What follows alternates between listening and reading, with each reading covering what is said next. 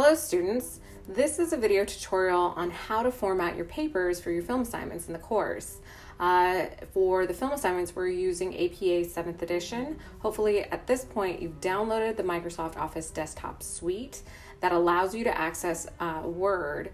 If you have not, please contact me as soon as possible. That way we can troubleshoot through any issues that you may be having downloading that program onto your personal computer. If not, let's get started. The very first thing that I want you to do is to look for the styles pane right here and right click onto this normal button and open up the window and it'll say modify. Click on modify. It'll open up this modify style. You'll want everything to be very consistent within your document, and so this is just an easy way to pre-program that. So for APA font styles, they do enjoy Times New Roman 12. You can also use Calibri 11, but in this case, I already have it programmed to Times New Roman 12. Everything's flush left, and we're gonna make sure that it's double spaced by clicking on this format drop-down window and selecting paragraph. Another window should open up, and what you'll want is the line spacing section. And so for the line spacing section, you want it to be double spaced, and that usually it has this pre-programmed with an 8-point difference spaced between paragraphs. You'll want to make sure that it's at a 0, so make sure that you have it put in at 0. Press OK. Everything here looks good and okay. So that now everything that you have that you'll be writing in your normal font will be consistent throughout the document. The next thing I want you to do is to insert your page numbers. All you need to do is double click at the very top of the page.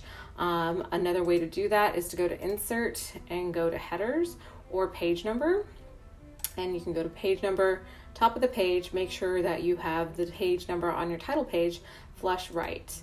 And that way throughout the rest of your document and any subsequent pages, it will automatically number the pages for you. Then you'll close the header. The next thing that I want you to do is take a look at this backwards P. Backwards P is actually a way to monitor your paragraph marks or any kind of other pre-programmed things that you have throughout your document. So if you click on that, you can definitely see that I have 2 already. Let's just take it down to 1 for example's sake. And for APA 7th edition, they say that for your title page, the title of your document and its contents needs to be 4 or 5 spaces from the top of the page. So I generally do 5 spaces because I think it looks more centered, and you'll enter 2, 3, 4, 5. And here is where you're going to put your title to your document. And so each title needs to be unique. It shouldn't be something like Film Assignment Chapter 2 or just the name and title of whatever video that you've seen for the week for the chapter. Make sure that it's original. So I know for our Chapter 1, you'll be viewing a film or multiple films about Coco the gorilla. So Coco, one thing that stood out in my mind, she loves kittens. I just know the story very well at this point. So I'm going to title my document as Coco Loves Kittens. Oops. Loves. Make sure that every letter has sentence case capitalization. Loves kittens. And I want to highlight this and make sure that it's in bold.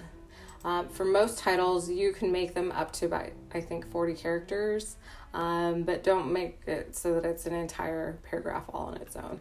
This should be good and concise. Then take it out of bold and press enter. You're going to want 2 spaces in between the title of your document and then the rest of the document content for the title page. So 2 spaces, and here's where you're going to enter in your information. So in this case, I'm going to put my name. In your case, you will put your name, and it should have the structure of your first name, your middle initial with a period, and then the last name. So as an example, I will put my name and then press enter.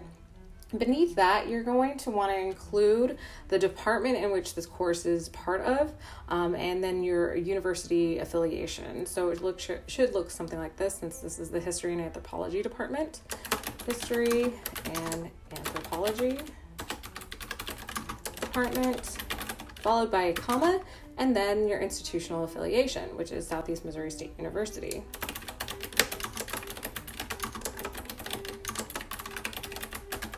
Then press enter. After that, you're going to need to put in your course number. In this case, the course number is AN 181, Introduction to Cultural Anthropology, and space that. Beneath that, you're going to put your professor's information or name. In this case, just put in Professor Rickard, and then enter. And then the final line of your title page is going to consist of the due date of your assignments. Traditionally, this is always done on the Sunday of every week in its chapter content. So this very first one would have been, I think, September 6th, 2020. So I'm going to write in September 6th, 2020. 2020. Of course, this is going to change every week, so make sure that whenever you're done producing those templates, that you can modify that for each week's due date.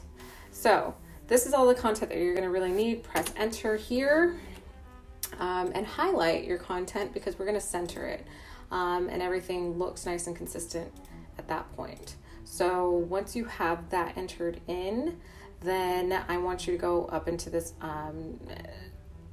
these tabs and look for the insert tab. And then once you hit the insert tab, it's going to show page break. And as you can see with the backwards P, it will show you where it has a page break, so that this way nothing in your document will move around no matter what you insert into it. If you copy paste something in there, like if you have written up some thoughts previously before you're editing, you can copy and paste your content. Hopefully you won't be plagiarizing and copying and pasting other people's content, but at the same time, it is a way for you to make sure that your document doesn't move around anytime you put something into it. So we have a page break. Here at the page break, this is going to be the section in which you put your response. It's going to be 350 to 450 word response. You don't need an abstract, so we're going to just exclude that from these assignments. Abstracts are actually used for longer documents to give your reader a quick synopsis about what they're going to be reading. But since it's only 350 to 450 words, we don't need it. What you do need is to give the title of your document again as a heading. So something I just simply do is highlight the title document and paste it into this section. That way you have the title of your document, which of course once again will always change week to week, as your heading. So then the very first thing that you're going to make sure that's done is that as soon as you start writing, make sure you tab over. And so if you've had everything tabbed over, I'm going to put a sentence in just as a placeholder so that later on you'll know what will need to be inserted in place of these words. So make sure that you just erase it if you're structuring this as a template each week. So here as a placeholder, I'm going to state here is a placeholder for this document. Here is where you would put in your 350 to 450 word response to the chapter's film assignment. Okay, so it should look essentially like this, but you're going to end up having your own content there about your response. Using an academic writing tone, of course, to the film that you viewed that week. So I'm going to enter down again and then insert another page break.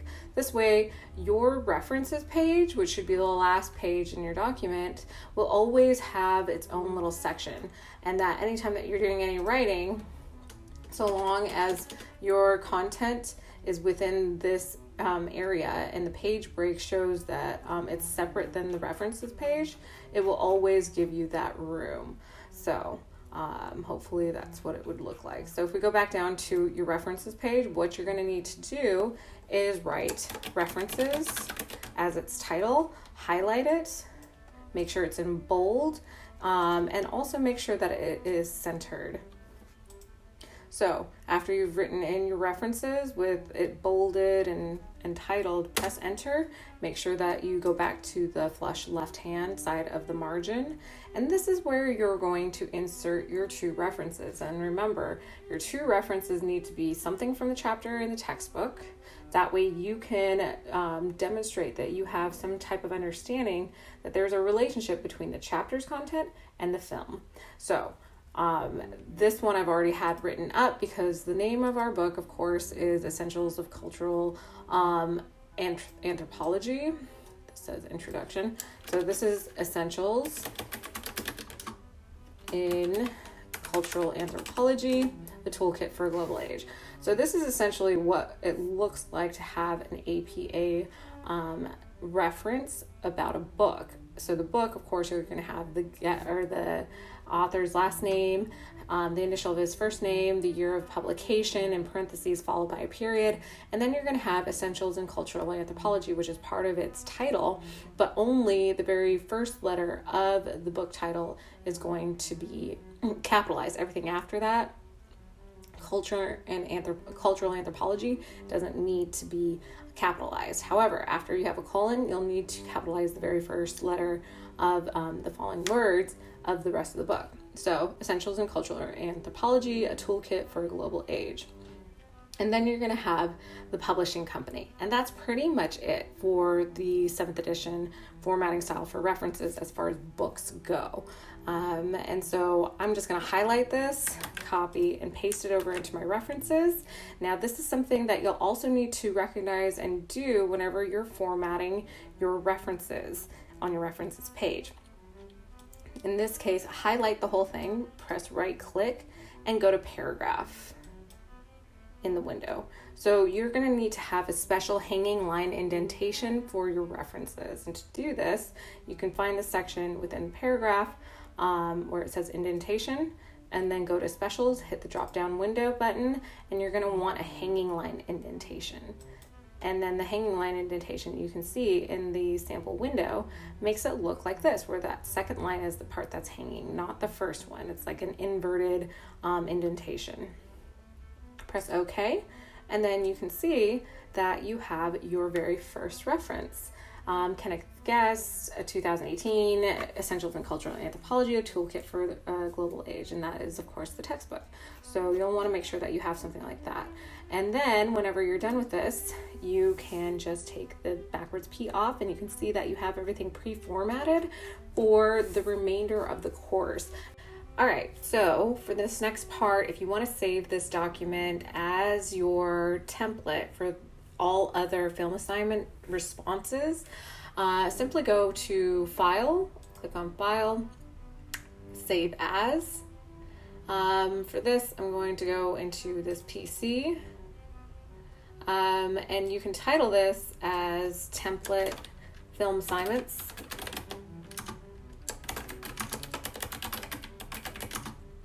And 181. This way you can have access to it at any point in time. You can go over into this window and find your desktop. I already have a file for AN 181, and then make sure that instead of Word document, save it as a Word template, and then click Save. That way you can see you have it already structured. Since one of your references should always be the textbook, depending on what chapter you're in, you can have that already saved and available to you.